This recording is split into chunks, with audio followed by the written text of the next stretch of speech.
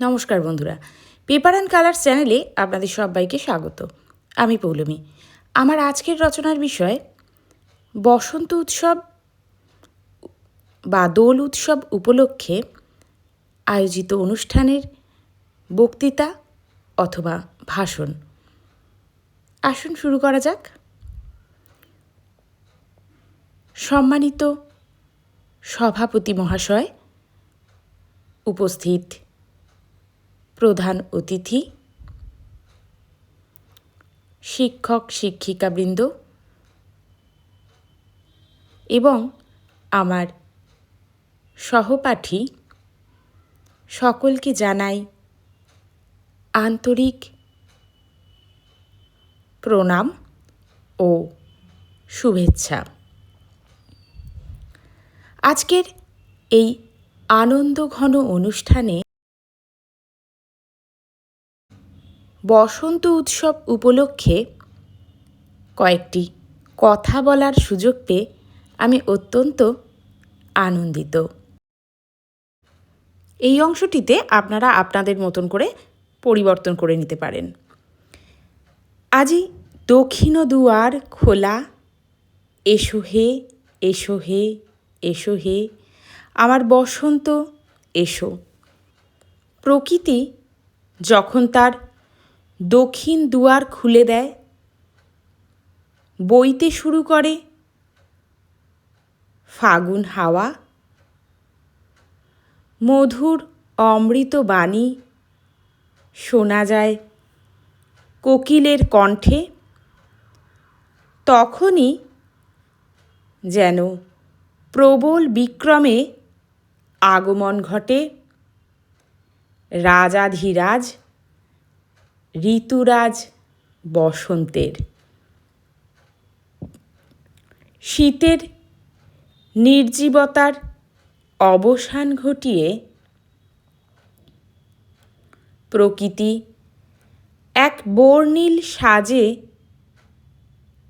সেজে ওঠে বসন্তকে স্বাগত জানাতে।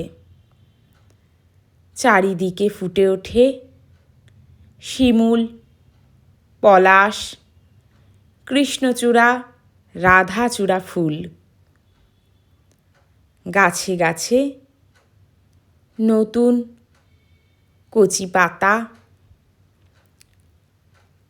আর বাতাসে ফুলের মিষ্টি গন্ধ, কোকিলের কুহু স্বরের সাথে মন গেয়ে ওঠে ওরে ভাই ফাগুন লেগেছে বনে বনে। বসন্ত শুধু প্রকৃতির সৌন্দর্যের বার্তাই বহন করে না, এটি আমাদের মনের সকল ক্লান্তি দুঃখ ভুলিয়ে দিতে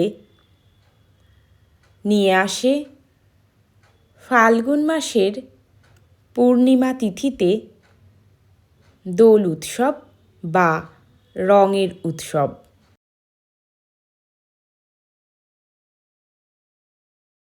রবীন্দ্রনাথ ঠাকুর এই উৎসবকে কেন্দ্র করেই তাঁর প্রিয় শান্তিনিকেতনে সূচনা করেছিলেন বসন্ত উৎসবের,